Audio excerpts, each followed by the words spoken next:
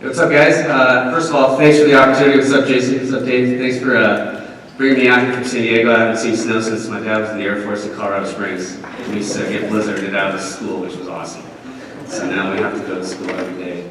No, but just want to say thank you. I use the appropriate hashtag and trademarks and all the disclosures for my lawyers. LiquidKlear is a simple digital banking ecosystem that enables its users to send or request money to anyone in the U.S. by using only their phone number or email address. Now, I know there's a lot of apps like that, but we'll talk about how we're different. Users that sign up and qualify will receive their very own LiquidKlear Visa prepaid card, and they can use it anywhere Visa accepted and make withdrawals at tons of free ATMs. Financial services are still opaque and costly.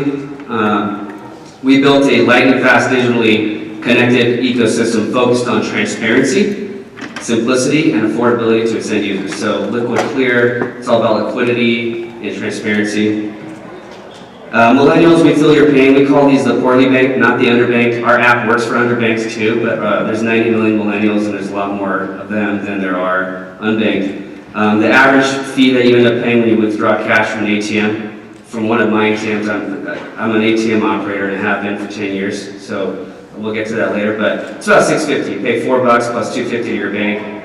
The other problem is 74% of the 90 million millennials are paying $12 to $15 a month for not having $1,500 in the account, which is something people don't talk about a lot, so it's embarrassing. It's like, hey, did you get charged that fee this month? It's like a subscription service we can't get rid of because you need a bank account. And then the average overdraft, which happens 11 times a year for millennials, is for less than $10. It's like over tipping on an Uber. And it's repaid within 3 days, and it costs you 17,000% APR when you calculate math. That's worse than payday loans, fellas. So when you add the 15 a month plus the 35 times 11, you get 545. You're pretty much paying $45 to $47 a month. Banking as a service, I don't know if it's even if it's coined yet, but we're trying to say this is not okay, right? $50 a month for a bank account. How we stack up against the other big banks. We're free for 90 days. You can keep inviting friends and keep making it free. Regardless if we start charging you, the value is higher, which will show, and it's about half or a third of the cost as the big banks.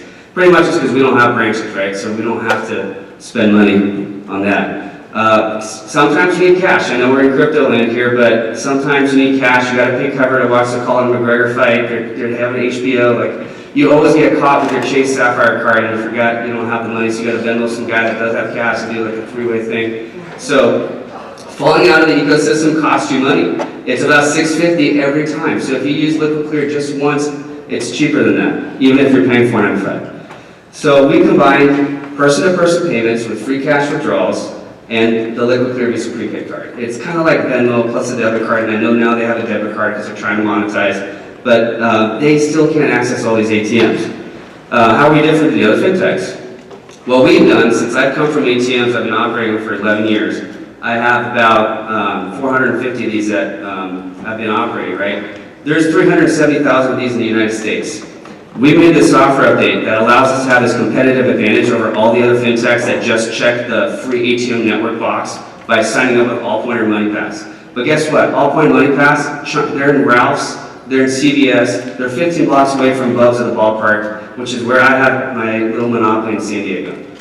And there's other guys that have those all over town, and one in Detroit that I know. And so how do we get customers to sign up? Quick demo, guy puts in his floppy disk, I'll call it the floppy disk for now, into his ATM. He goes in, he says, hey, asks you what language you want, would you like to check your balance? No. Withdrawal, say, then you have to check, and this takes 2 minutes, by the way. And I know where all the buttons are. So after you get this nasty $3.95 fee request, we give you the opportunity, while you're waiting for your cash, with your card stuck in the machine, better than a gas station pump, put in your number, we'll let you get that $4 back. Cheapest customer acquisition cost of all time. If you say no thanks, it asks you again, and then you have to say no, I don't like rebates. So now you have the app. And once people sign up, I do 100,000 transactions a month. I'm a tiny guy. I could probably get a 1% conversion out of that. Sign up 1,000 users a month. I can find the nearest ATM, and I have 13 seconds left, but good thing you can do 0 to 60 in 5 seconds, which is our little coin. Now I have the app. I click withdraw cash. I say I want $100, I'm at the win. I'm gonna scan the QR code. Now I'm gonna take a selfie. And now I prove my identity, my location, my GPS. I did a 4-step authentication. It sent me a code, and I dispense the cash. So we acquire customers, how do we make money? We get this card, they swipe the card, we make 20 basis points every time they swipe it. Our Venn diagram overlaps where everyone else's doesn't. And the ecosystem covers basically everything. We made a bulletproof glass ATM to get your attention and to build a brand about transparency. And we're fundraising right now. We're raising $2 million for 10% of the company. Thank you, and any questions? Thank you, Gianni. Questions?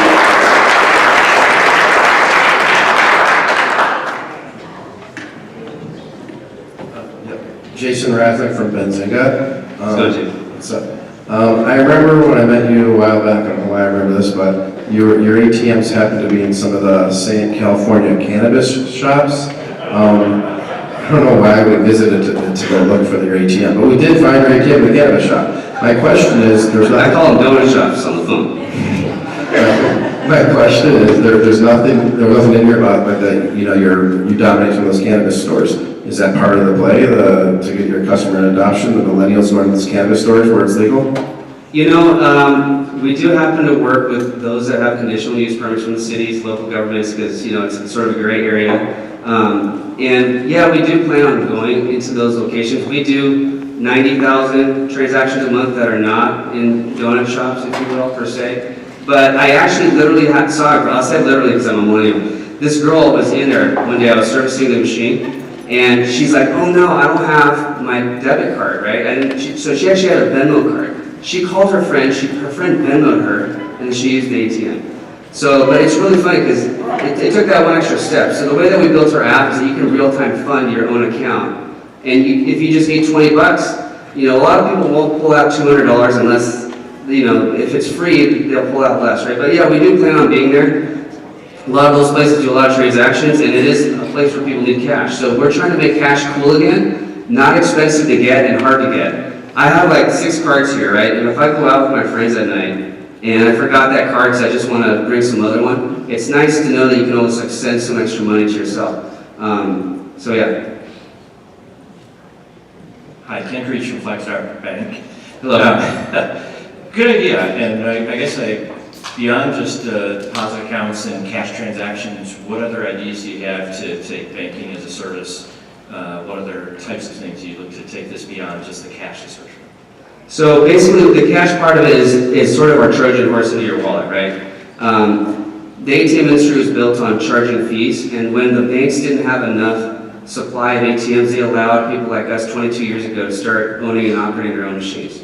To increase supply, and a lot of banks don't go into the impoverished neighborhoods or the low-income neighborhoods, so our industry is very vital. So that's why there's 370,000 of us versus 500,000 total. And as in the other slide, you'll see like Chase has 14,000 machines, but they have like 6 at a time sometimes, or 3 or 4. So we're in a lot more unique locations. So as far as pulling in the customers, what the app will do later is we're going to do personal financial management. You can tag people, places, and things, peer-to-peer lending, and we have our own currency system called LiquidKlear currency. You can earn quids, and it'll actually gamify good financial behavior. And so we're just trying to do all those good things, but the only way I could see, or that I thought was a very good way into your wallet, was through this ATM ecosystem that nobody's touching. Finally, I'll mention it's very cost prohibitive for a bank, a fintech, to say, hey, we have this free ATM network. They're paying $2, $3 reimbursements to those guys. What I've gone around is I've made deals with guys all over the country, the ATM whales, if you will, owners. They have 2,000, 3,000 machines. And I said, hey, can we access your network? And what we do is we slice them in on the actual interchange income that we generate. So they have a direct incentive to add customers through their fleet. So everybody wins. The only person that loses in this value chain is the issuing bank of the person of the card that they don't use anymore. If the guy was using Wells Fargo, he's using ours. That's the only person that loses in the ecosystem here. So. Awesome. Thank you so much. All right. Thank you guys very much.